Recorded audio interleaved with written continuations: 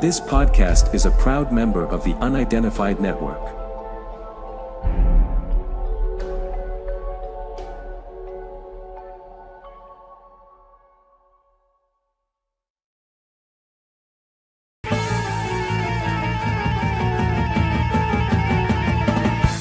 So now, ladies and gentlemen, live and in colour, it's Mr. Wayne Lovejuice.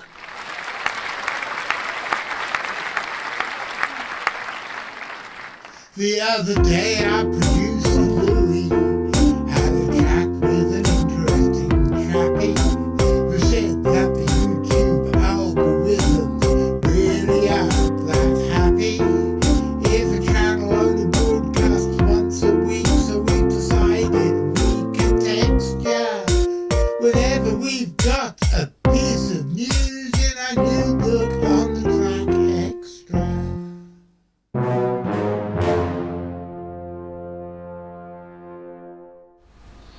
Good afternoon, ladies and gentlemen. My name's John Downs. I'm the director of the Centre for Fortean Zoology, and welcome to another episode of On the Track Extra. As those of you who are regular viewers will know, every Wednesday evening at 6:30 for about 15-20 minutes, and every Saturday afternoon at 3 for about twice that, we bring you a miscellany, a mishmash, a mixture, a montage, all sorts of other things beginning with M, of hard science, weird shit, and surreality. If you don't know what surreality is, I think he's just coming in. I think you better ask the dog. Well, I think that surreality is something the cats do on the carpet in the corner, and it wasn't me. Honest, it wasn't me. It was the cats. Well, now we've got that out of the way, in this week's episode we're going to revisit a strange story from earlier in the year. I had a message from my friend Simon in Denmark saying, why are we always having stories about terrapins and turtles and tortoises? Well, it just so happens that this year there's been a whole string of stories about terrapins, tortoises and turtles, and as I'm very fond of terrapins, tortoises and turtles, I have featured these stories, even though somewhat more macabre and unpleasant than others, because I find them interesting. But as anybody who's ever studied Fortean subjects will know, these things happen in spate, and you get a whole bunch of stories on the same subject all happening at once, and it's just the way things are. And so this year the subject happens to be tortoises. Now, earlier in the year we brought you the story about how a number of dead Aldabran giant tortoises had been found in a forest called Ashcliffe Forest just north of Exeter, and we even sent along our special investigation team of Richard and Gwyn to try and find out what was happening. And they produced a very entertaining and edifying video from the forest, but we were still no further knowing what had happened.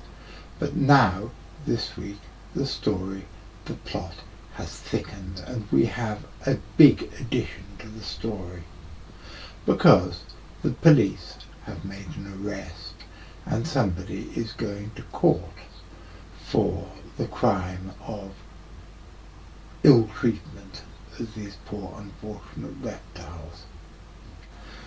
Well, ladies and gentlemen, if there was any need to prove that the CFZ news gathering team are always up to the minute, or as up to the minute as we can do, it happened today, because about half an hour ago I recorded a piece based on this news from the BBC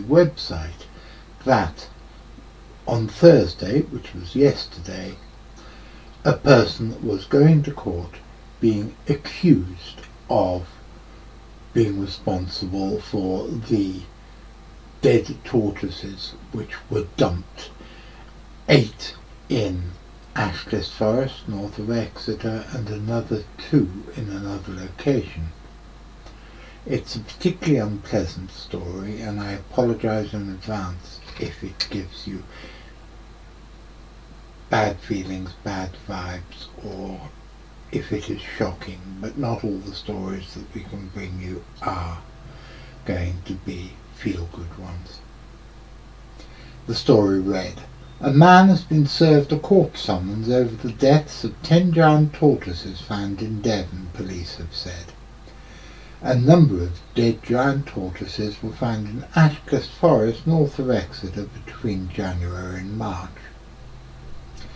Gary Priddle, aged 56, of Grecian Way, Exeter, is due to appear at Exeter Magistrates Court on Thursday being yesterday, Devon and Cornwall Police said.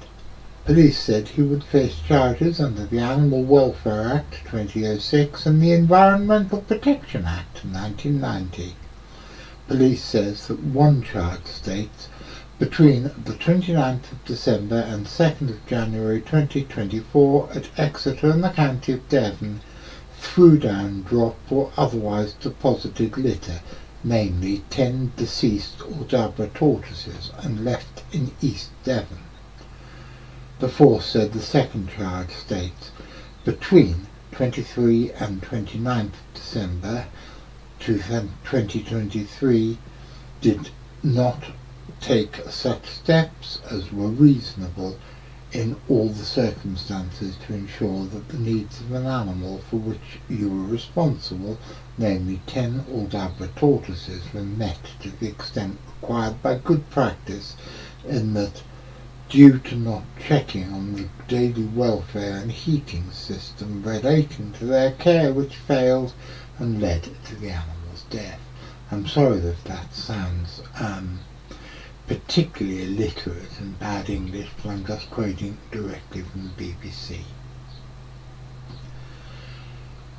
I finished the report by saying we'll bring you the rest of the news as soon as we can. Well, now we can, because I was just about to pack up and finalise the show when I decided I really ought to look and see if I could find an account of the mistreatment of these creatures and an account of what happened in the Exeter Magistrates Court yesterday. And I found this: Exeter man is banned from keeping tortoises after admitting he left his pets to die and dumped their bodies in East Devon. And again I'm going to read pretty well verbatim. An Exeter man who left 10 giant tortoises to die when he failed to check them for almost a week, dumping their corpses in East Devon woods, has been banned from keeping the animals for a decade. Gary Priddle, aged 56, of Grecian Way, Exeter, on Thursday, May the 30th, admitted before Exeter Magistrates Court he failed to properly look after the animals, later dumping the 10 Aldabran tortoises which died in his care.